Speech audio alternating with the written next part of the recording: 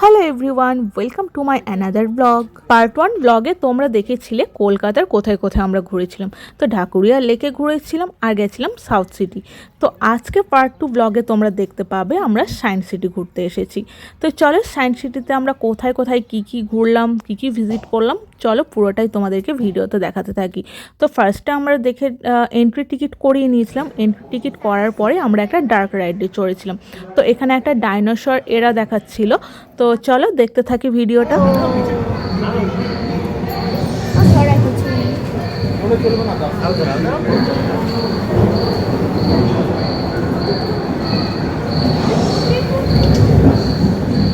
कहते हैं कि धूल के बवंडर से हमारे सौर जगत का जन्म है। स्टोमेटो लाइट में प्रकाश संश्लेषण के द्वारा वायुमंडल में ऑक्सीजन को मुक्त किया जाती है।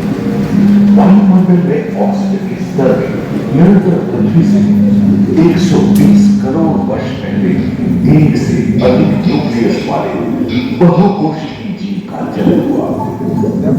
इस क्रमिक विकास से ही ওই দেখো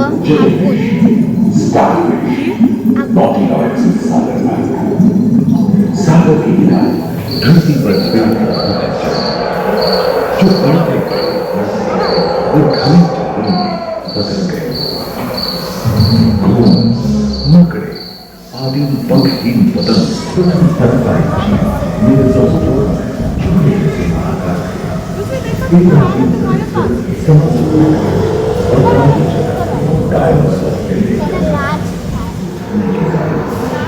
एशिया खिसकने लगा था। महादेश प्लेटों में हलचल होने से ज्वालामुखी के रूप में लावा करीबन 5 मीटर लंबे पंख वाले टेरोनॉट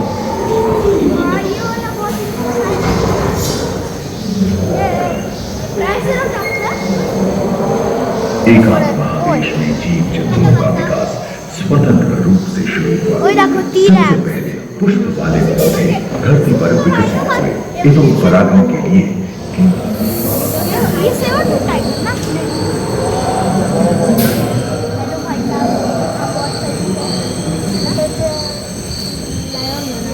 डायनासोर जो आइस एज के नाम से जाना जाता। हम आज ऐसे ही एक आइस एज में रह रहे हैं जो 20 लाख वर्ष पहले शुरू हुआ था।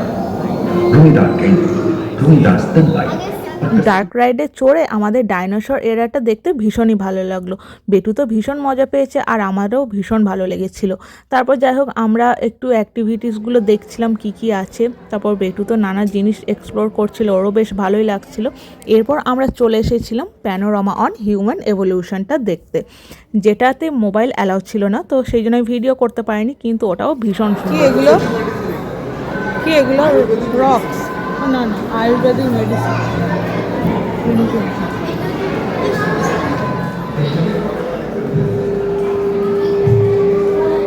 এরপর আমরা পৌঁছে গেছিলাম স্পেস থিয়েটারে, যেখানে ভয়েজার 3Dটা দেখানো হচ্ছিল। আর সত্যি বলতে এইটা আমার অসাধারণ লেগেছে।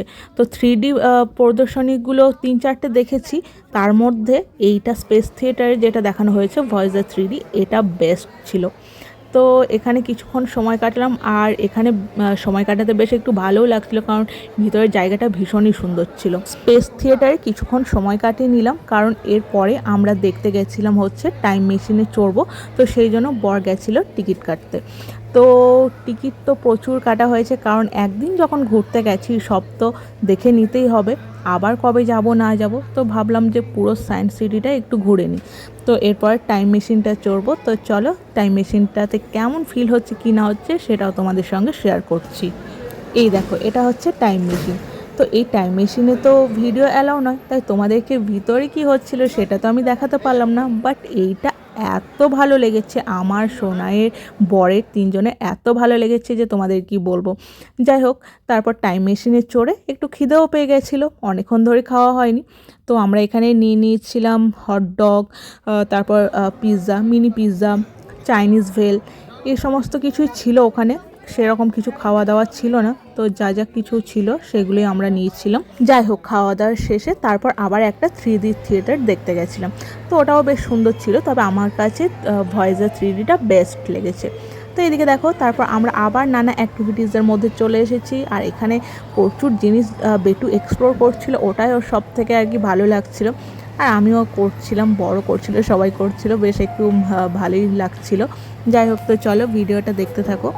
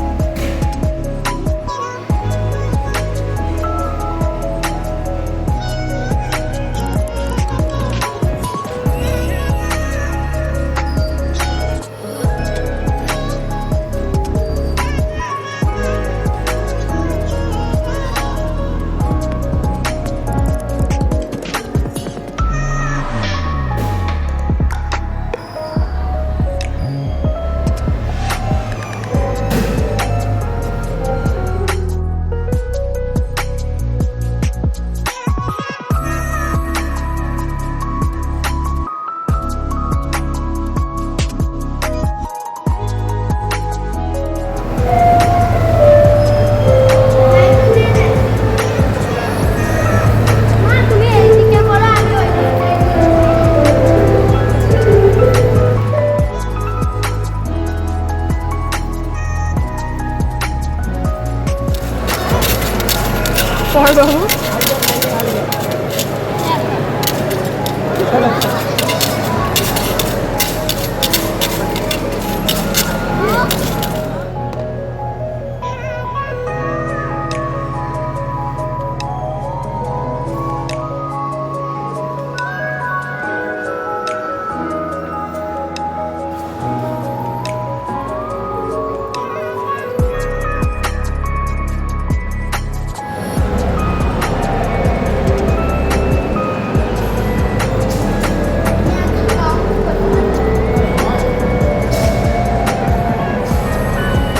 বলছিস না, এটাতে দেখে না মোটু হয়ে গেছে। দাঁড়া দাঁড়া, ছবি তুললা? না, এটা ছবি তুলিনি, এটা বোঝা যাবে না। বোঝা যাবে না।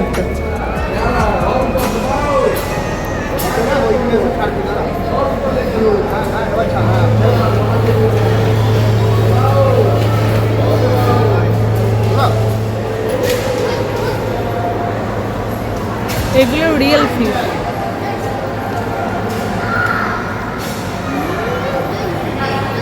এদিকে আমাদের ঘোরাঘুরি একদম প্রায় শেষের দিকে। তো আমরা সবাই ডিসাইড করেছিলাম যে আমরা সবার শেষে রোপওয়েটা চড়বো। তো রোপওয়ে চড়ে কেমন ফিল হয় না হয় সেটাও তোমাদেরকে দেখাচ্ছি। তার আগে বলে দিই, আমরা কলকাতা গেছিলাম জুনে, তো ভেবেছিলাম ভীষণ গরম আছে, সায়েন্স সিটি বলো বা সব জায়গাগুলো হয়তো একটু ফাঁকা থাকবে, স্পেশালি সায়েন্স সিটিটা ভেবেছিলাম একটু ফাঁকা থাকবে, কিন্তু একদম না, গিয়ে দেখি বেশ ভিড়। তো যাই হোক, ভিড়ের মধ্যেও আর কি বেশ মজাই হলো। তো দেখো রোপওয়ে চড়ছি, আর আমি কিন্তু ফার্স্ট টাইম রোপওয়ে চড়লাম। তো বেটুও বেশ মজাই পাচ্ছিল। তো ফার্স্টে আমার একটু ভয় করছিল, তারপর আর ভয় করছিল না।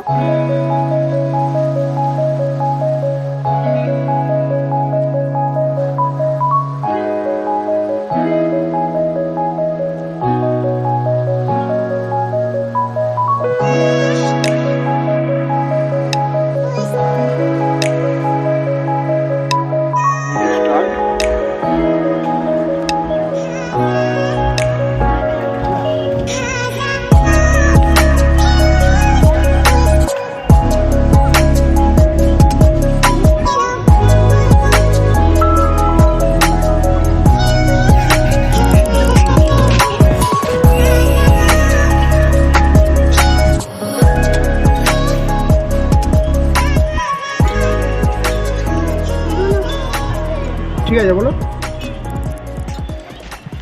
আমাদের ঘোরাঘুরি কমপ্লিট, তখন ওই বিকেল 5টা মতো বাজে। তারপর আমরা ব্যাক করে গেছিলাম। তো পার্ট 1 ব্লগে তো তোমরা দেখেইছো আমরা কোথায় ঘুরতে গেছি, আর পার্ট 2 ব্লগে দেখলে আমরা সায়েন্স সিটিতে ঘুরতে এসেছি। যাই হোক, আজকের ব্লগটা তোমাদের কেমন লাগলো অবশ্যই জানিও। দেখা হবে নেক্সট ব্লগে, ততক্ষণের জন্য টাটা।